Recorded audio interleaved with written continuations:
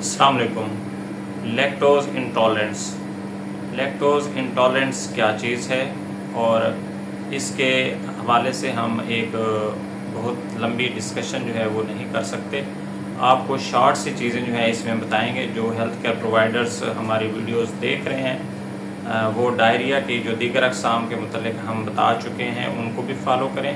और ये एक बहुत यूज़फुल टॉपिक है और डायरिया के सीज़न में आपके बहुत काम आने वाला है। और आपने अंधों की तरह काम नहीं करना जैसे क्वैक्स करने हैं, बल्कि आपने उसके रीज़न तलाश करनी है और बच्चे को जो है उसका डायग्नोसिस बना के उसको ट्रीटमेंट देना है। तो डायरिया की जो दो अक़साम हैं, एक क्रॉनिक है और एक एक्यूट है।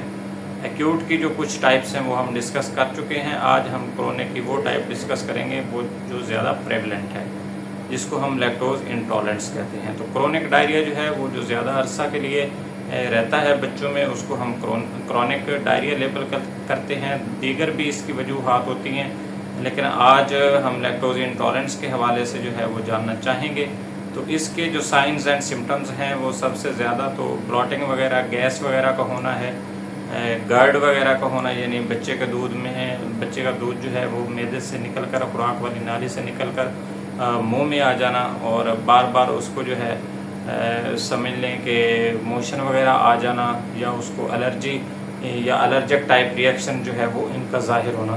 तो ये जो 4-5 अलामात हैं ये लैक्टोज़ इंटॉलरेंस के अंदर जो है हमें देखने को मिलती हैं। तो इसको आपके फिजिशियन ने, पीडियाट्रिशियन ने लेबल करना है कि आपके बच्चे को लैक्टोज़ इंटॉलरेंस है या नहीं है।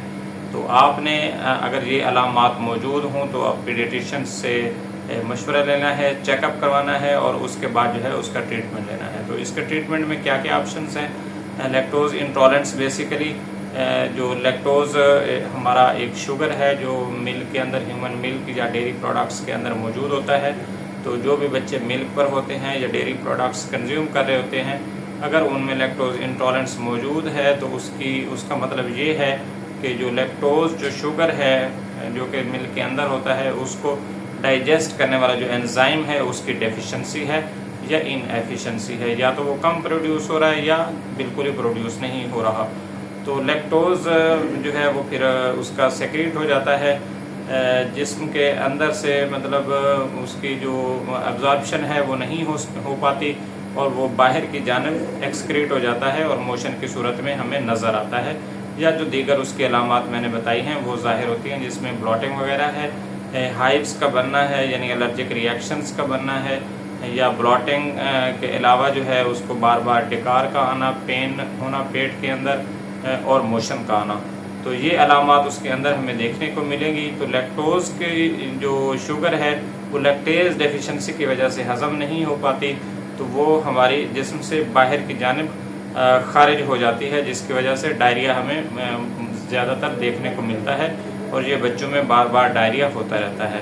तो लैक्टोज़ इंटॉलरेंस में जो चीज़ें हमने अवॉइड करनी है वो तो हम यही है डेफिनेटली कि जो लैक्टोज़ वाली चीज़ें हैं वो हमने अवॉइड करनी है, जिसमें सबसे पहले जो है वो मिल्क है, इसके बाद दूध, दही से बनी अशिया है वो हमने अवॉइड करनी है, जिसमें ब्रेड आ जाती है, जिसमें जो है योगर्ट वगैरह वो आ जाता है या पनीर आ जाता है। तो इसके अलावा जो है इसका जो ट्रीटमेंट है वो ये है कि या तो हम लैक्टेज जो है वो ऐड करेंगे बच्चे के इसके अंदर फार्मूले के अंदर, जैसा कि जो बच्चे फार्मूला मिल्क पी रहे हैं तो उनको शिफ्ट करना है हमने लैक्टोज़ फ्री फार्मूला पे या फिर लैक्टोजन रिकवर वगैरह पे। तो उसमें ऑलरेडी जो शुगर है वो डाइजेस्टेबल होती हैं और उसमें लैक्टोज़ जो है वो नहीं होता, या लैक्टोज़ बहुत कम मिकदार में होता है, जिसकी वजह से बच्चे को लैक्टोज़ इंटॉलरेंस की जो साइन एंड सिम्टम्स हैं वो नहीं ज़ाहिर होती। इसी तरह कुछ हमारे पास ड्रॉप्स की सूरत में भी लैक्टेज एंजाइम की फार्मूलेशंस आ गई ही है, और जब भी बच्चा दूध पीता है उसको दूध पिलाने से पहले हमने ये लैक्टेज एंजाइम उसके मुँह में डालना है और फिर उसको दूध पिला देना, ताकि उसका जो स्टमक है उसके अंदर वो डाइजेस्ट हो जाए। इसके अलावा हम कुछ चीज़ें ऐसी हैं जो स्टमक की जो एम्पटिंग है उसको स्लो करती हैं, ताकि जो डेयरी प्रोडक्ट्स हैं वो स्टमक के अंदर ज़्यादा देर तक रहें और बच्चा जो है उसको डाइजेस्ट कर ले, क्योंकि ज़्यादा देर तक रहने से जो लैक्टेज एंजाइम स्टमक के अंदर मौजूद होता है वो उसको डाइजेस्ट कर लेता है। तो ये चंद इसके बचाव या इसकी प्रिवेंशंस हैं और इसका इलाज है और इसकी अलामात हैं। आपने इनको गौर से सुनना है और अगर आपके बच्चे को ये चीज़ें लाहक हैं तो आपने अपने फिजिशियन से, पीडियाट्रिशियन से अपने बच्चे का चेकअप करवाना है और उसके बाद जो है अगर ये वाली टाइप डायरिया की मौजूद है तो ये वाला ट्रीटमेंट लेना है या फिर फिजिशियन की मर्ज़ी से जो भी वो ट्रीटमेंट मिले आपने वो लेना है। Thank you very much.